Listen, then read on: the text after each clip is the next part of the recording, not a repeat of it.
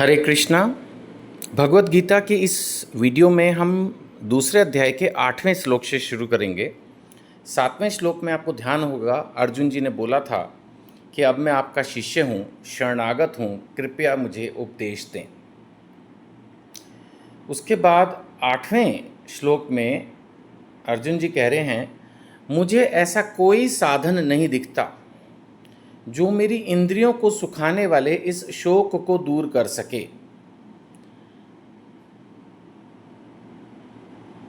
स्वर्ग पर देवताओं के आधिपत्य की तरह इस धन धान्य संपन्न सारी पृथ्वी पर निष्कंटक राज्य प्राप्त करके भी मैं इस शोक को दूर नहीं कर सकूंगा। उन्होंने 7वें श्लोक में अर्जुन जी ने शिष्य बनना स्वीकार किया और 8वें में एक तरह से अपनी प्रार्थना को एक्सपैंड कर रहे हैं और बोल रहे हैं कि मैं बहुत दुखी हूँ और कितना भी धन मुझे मिल जाए, धन धान्य संपन्न सारी पृथ्वी, धन धान्य संपन्न, हमें तो थोड़े पैसे भी मिल जाएं तो हमें लगता है कि हम बहुत खुश हो जाएंगे। एक मकान मिल जाए, ऑब्वियसली खुश होते हैं, मैं ये नहीं कह रहा, लेकिन हमारी ऐसी सोच रहती है कि शायद खुशी टोटली मनी पर डिपेंडेंट है। बट अर्जुन तो कह रहे हैं धन धान्य संपन्न सारी पृथ्वी मिल जाए और उस पर भी निष्कंटक राज्य, यानी कोई अपोजिशन नहीं, टोटली सब मान रहे कि हाँ जी अर्जुन ही राजा है या युधिष्ठिर की बात है। बोल रहा है कि अगर मुझे ऐसा मिल जाए तो भी स्वर्ग पर देवताओं के आधिपत्य की तरह स्वर्ग के जैसा भी दुनिया मिल जाए, धरती पर पृथ्वी पर निष्कंटक राज्य मिल जाए, तब भी नहीं लगता है।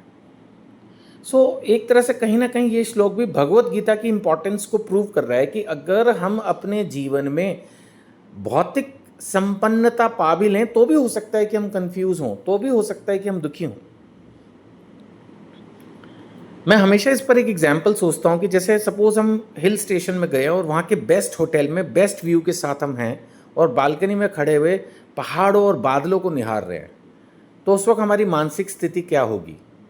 बिलीव मी, इस बात पर डिपेंड करेगी कि कमरे में जो आपकी पत्नी हैं उनके साथ आपका रिलेशन कैसा है। अगर आप झगड़ के बालकनी में आए हैं तो वही बादल, वही पहाड़, वही होटल सब बेकार लगेगा, गुस्सा होगा मन में, उदासी होगी।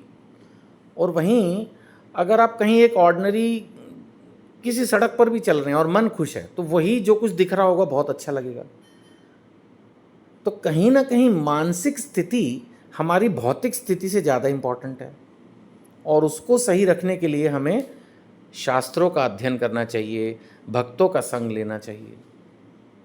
अब यहाँ पर अर्जुन ने शास्त्र सुनने की इच्छा इनडायरेक्टली प्रकट की भगवान कृष्ण के सामने, उन्होंने उसको नॉलेज दी, तब जाके उनका ये दुख जो बोल रहे हैं कि मुझे कोई साधन नहीं दिखता जो मेरी इंद्रियों को सुखाने वाले इस शोक को दूर कर सके, कोई साधन नहीं था। फिर जब भगवत गीता का ज्ञान प्राप्त हुआ तो वो इंद्रियों को सुखाने वाला शोक दूर हो सका, है ना। हमें भी अपने जीवन में शास्त्रों को लेके चलना चाहिए, इससे हम अपने जीवन में बहुत सिचुएशन से बाहर आ सकते हैं। संजय उवाच, 9वें श्लोक पे हम पहुंच गए। अब संजय ने कहा, इस प्रकार कहने के बाद शत्रुओं का दमन करने वाला अर्जुन कृष्ण से बोला, हे गोविंद, मैं युद्ध नहीं करूंगा, और चुप हो गया। भगवान ने कहा था युद्ध कर, दूसरे अध्याय के 3रे श्लोक में क्लियरली इंस्ट्रक्शन दे दी थी कि खड़े हो जा और युद्ध कर। तो उसने बोला मैं भीख मांग के जी लूँगा, आपने तो शत्रुओं को मारा है, मैं द्रोण और पितामह जैसे पूजनीय लोगों को कैसे मारूं। फिर बीच में 7वें श्लोक में उन्होंने शरणागति एक्सेप्ट की, बोला मैं आपकी शिष्य हूँ, मुझे उपदेश दो।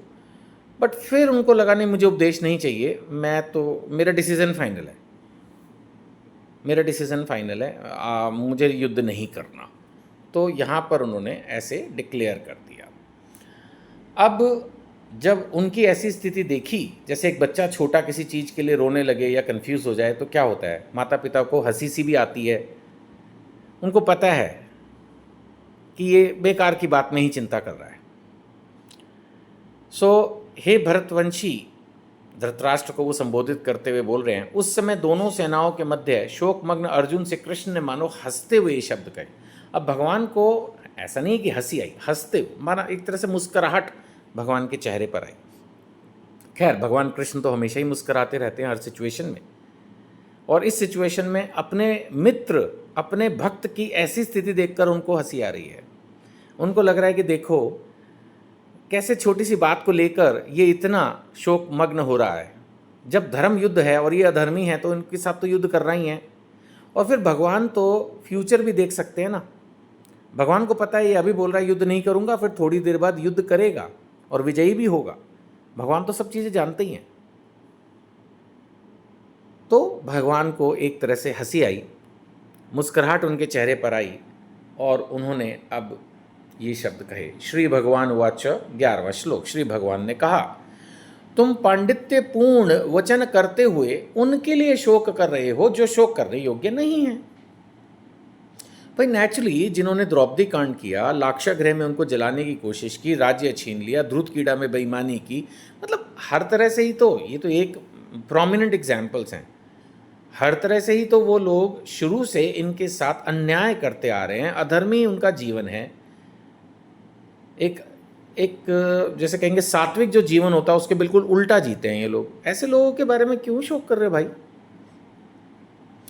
फिर वो चले गए आत्मा के स्तर पर एक तरह से इनडायरेक्टली। जो विद्वान होते हैं ना जीवित के लिए ना मृत के लिए शोक करते हैं। अब यहाँ पर ये विद्वान जीवित और मृत दोनों के लिए शोक नहीं करता। ये कहीं ना कहीं आत्मा के स्तर पर भगवान ने थोड़ा थोड़ा बोलना शुरू किया। आपको पता ही है कि दूसरे अध्याय में भगवान आत्मा का ज्ञान देते हैं जो कि सबसे प्रमुख ज्ञान है गीता का। इसीलिए इसको चैप्टर को गीता का सार भी कहा जाता है। तो चलिए इस वीडियो में इतना ही। आपसे यही प्रार्थना हमेशा की तरह, प्लीज़ शायद कुछ और लोग धरती पर भी इस तरह की वीडियो देखना चाहते हों, भगवत गीता पढ़ना समझना चाहते हों और उनको ऐसा लगता हो कि ये तो बहुत मुश्किल किताब है, बट मेरे ख्याल से आप सुन रहे हैं, आपको लग रहा होगा, मैं ऐसी आशा करता हूँ कि आसान है। सिर्फ मुश्किल है इसको खोलना और पढ़ना शुरू करना। एक बार खोलेंगे, पढ़ना शुरू करेंगे, बहुत आसान है और बहुत क्लियरली इसमें भगवान की इंस्ट्रक्शंस हैं। सो प्लीज़ दूसरों की हेल्प करने के भाव से ही सही आप ये वीडियो किसी न किसी व्हाट्सएप ग्रुप में फॉरवर्ड करें, शायद किसी का लाभ हो। और हमसे व्हाट्सएप पर अगर आप जुड़ना चाहते हैं, व्हाट्सएप कम्युनिटी पर जो वीडियो पर नंबर दिया है उस पर अपना नाम लिख कर भेजें। हरे कृष्ण।